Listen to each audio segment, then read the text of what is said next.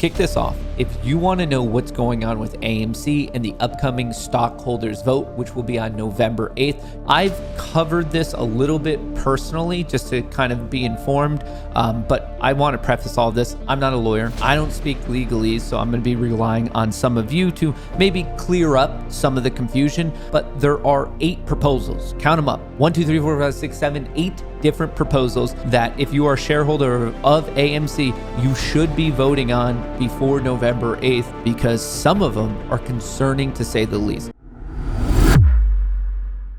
Dear stockholders, we cordially invite you to attend the annual meeting of stockholders of AMC Entertainment, the company, which will be held on November 8th, 2023 at 1 p.m. Central Time at the AMC Theater Support Center located on 1 AMC Way. That's in Kansas for the following purposes. So we're going to go through these proposals. Some of them we're just going to skip over because they're evident and it doesn't matter. And then other ones I think we should dive into because I think they actually get, I don't know, concerning to say the least. To set this up, I want you to know that they are giving us these 8 proposals, and in their estimation, we should be voting yes on every single one.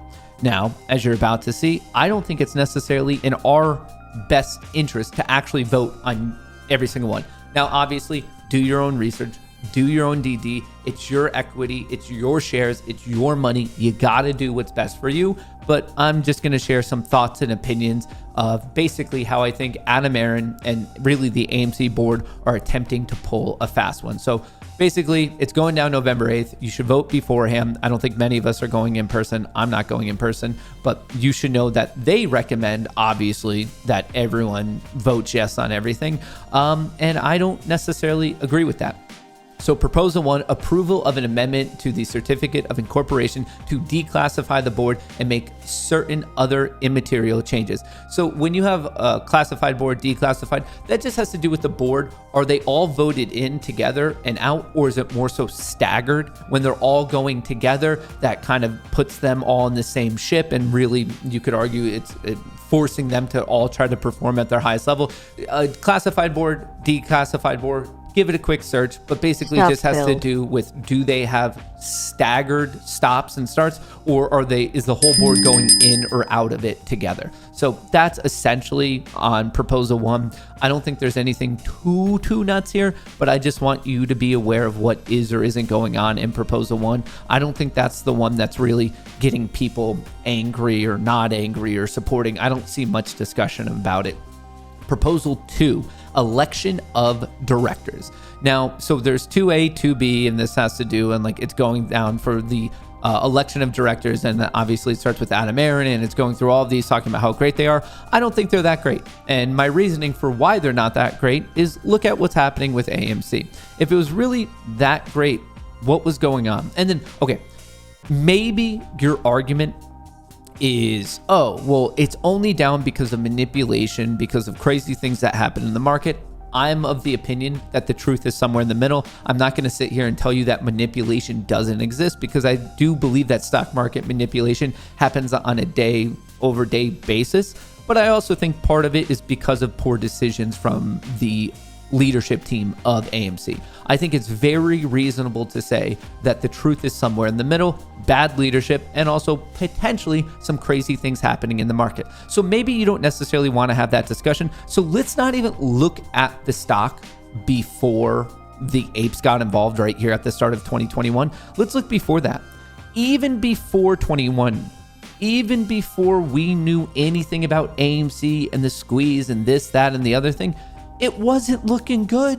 This is before the apes were involved. This is just purely AMC trading in the market before the Rona period hit, before apes were involved. This is how the company performed. And if you ask me, before any of us were involved, except the current board was involved, it already was not looking good. So to me, this is a piece of evidence that suggests these board members are not quality board members. I don't think that they are solid directors. If you ask me, it just doesn't look that good. So That's up to you. Maybe you want to dive into their profiles of like, do you like this person but not that person? Once again, this is all up to you, and I don't think we need to get into the nitty gritty of covering every single person, but I want it to be well known that I am personally not happy with the decisions that the AMC board and leadership team have made. And right now, the way I view it is the company was already not doing well. The Rona period hit, and that caused it to really not do well because there was no revenue coming in. Then a group of internet retail traders and investors saved the company. We saved it. They didn't save it. If anyone on God's green earth tells you that the leadership team saved AMC, understand that they are woefully uninformed. Retail saved it. You watching this saved it. I saved it. The people who invested in the company when it was literally on its deathbed are the people who saved it. It was no decision whatsoever from the leadership team. I want to make that explicitly clear. Proposals 3, 4, and 5, explanatory note. And this is kind of interesting because proposals 3, 4, and 5 are where I have particular concern. So I want to dive a bit more into them. Proposal 3, approval of an amendment to the certificate of incorporation to eliminate the prohibition against stockholders acting by written consent. We are submitting for a stockholder approval an amendment to the certificate of incorporation. So basically, all the rules that the company was originally created on, they're trying to basically change its foundational doctrine to remove the prohibition against stockholders taking action by written consent without holding a meeting. Our board has unanimously approved and recommends that all stockholders approve the proposed amendment to Section A of Article 6 of the Certificate of Incorporation to remove this prohibition by deleting Section A of Article 6 in its entirety. The discussion regarding the proposal is qualified in its entirety by reference to the complete text of Section A, blah, blah, blah, blah, blah. If you approve Proposal 3, the above section will be deleted. So they're trying to get rid of this. And I guess what it's basically this: approve an amendment to the certificate to eliminate the prohibition against stockholders acting by written consent. So, I mean, to me, I don't think this one really jumps out at people, but okay, if we're going by written consent, I see some discussion talking about, well, hang on, this maybe makes the takeover a little bit easy, maybe a little bit more difficult. I see conversation going back and forth. Obviously, you can dive into it, but it's just, I mean, to me, it's pretty straightforward of like, okay, can you act by written consent? Do you agree with that? Do you not agree with that? That's like exclusively up to you and your opinion on the situation. Proposal 4, approval of an amendment to the Certificate of Incorporation to remove the limitation on stockholders' ability to call special meetings. We are submitting for stockholder approval an amendment of the Certificate of Incorporation to remove the prohibition against. So we're basically just dealing with double negatives here. Stockholders calling a special meeting of stockholders. Our board has unanimously approved and recommends that all stockholders approve and propose the amendment. So there's just saying to do it. So similar to 3, in number 4, there was something that we couldn't do, and they're saying, okay, like, let's get rid of it. And this is why if you look on Twitter, Reddit, the interwebs, people are talking about, well, okay, this might be used where we have to have a specialty meeting, where we have to do written consent, because this might relate to a takeover. Does it definitively? Does it not definitively? I'm not the person to answer. I just want to talk a little bit about it because you're going to see proposals 3 and 4, people talking about potential takeovers. So just wanted to share it. Once again, I don't think that's like really the one that's, as Rick Santelli would say, the fly in the ointment. The one that people have a lot of issues with are right here. So this is the important part to listen to. Proposal number 5. Approval of an amendment to the Certificate of Incorporation to expand the exculpation provision to limit liability of certain officers. Now, if you're not a lawyer, there's a good chance you haven't heard this word, but it basically just means guilt. So right here, the act of freeing from guilt or blame. So to expand the freeing of guilt or blame provision to limit liability of certain officers. Another way to say that is a get out of jail free card. Really, really interesting. After creating Ape, merging Ape back in, doing all this dilution, really, really, really interesting to me that they want to sneak this in. Why do they think they need to limit their liability?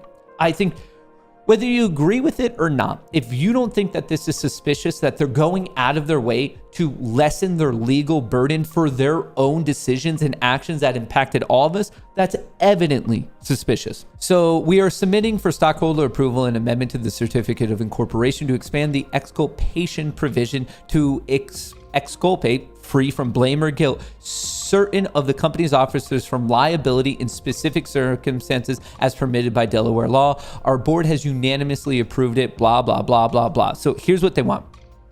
The personal liability of the directors and officers for monetary damages for breach of fiduciary duty as a director and or officer of the corporation is hereby eliminated to the fullest extent permitted by the DGCL. Any repeal or modification of the Article 9 shall not adversely affect any right or protection of a director or officer of the corporation existing hereunder with respect to any act or admission occurring prior to such repeal or modification. So it already existed for directors, and now they're trying to expand that to officers. And if you ask me, if you're asking for a get out of jail free card, if you're saying, no, you need to absolve me of guilt and my liability in said guilt, that already, you don't ask for that unless you already know you did something wrong. So to me, this clearly jumps out as being absurdly suspicious. And I can tell you, there's no way I'm going to vote for this. Now, obviously, as I've already been stating,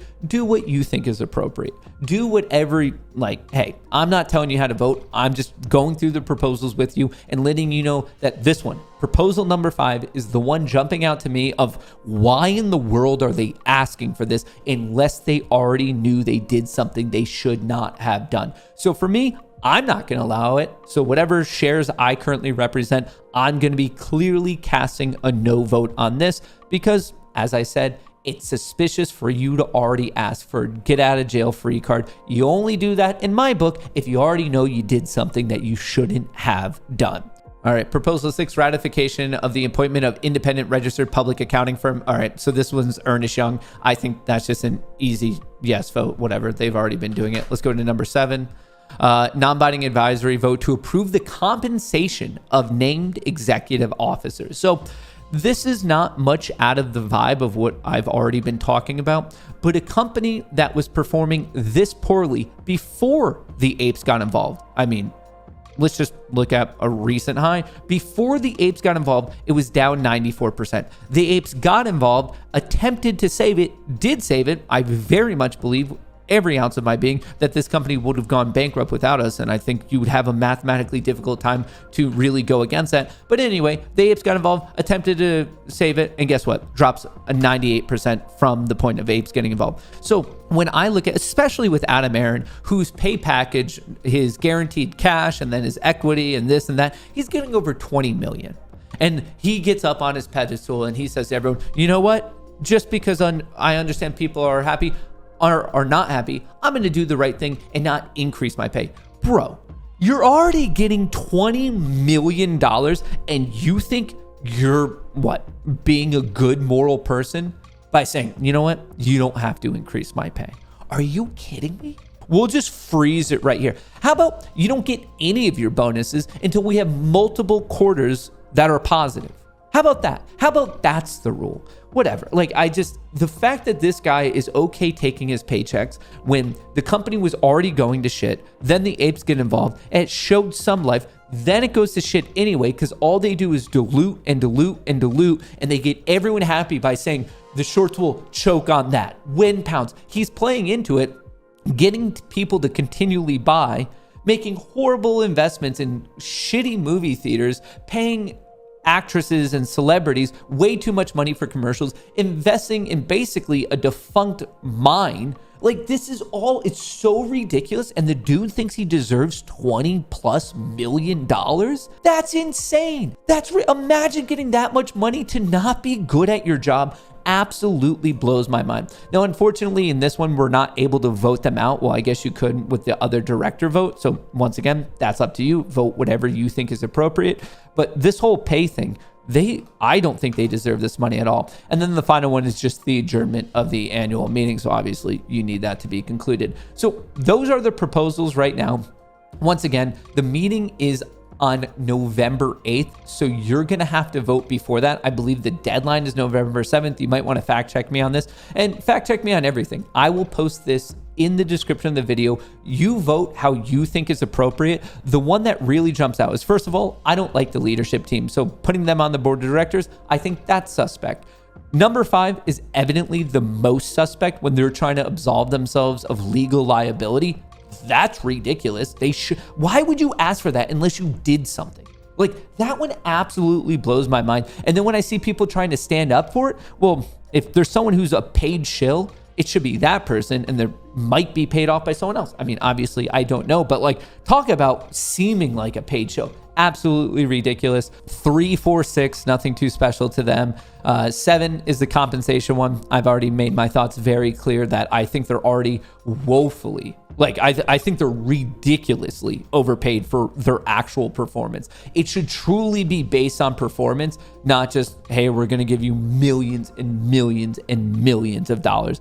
But anyway, that is the new proposals for the AMC stockholder vote, November 8th, 2023. I believe you have up until the 7th to actually vote. But beyond that, these are obviously my thoughts and my opinions. I implore you to do your own research and DD into the situation.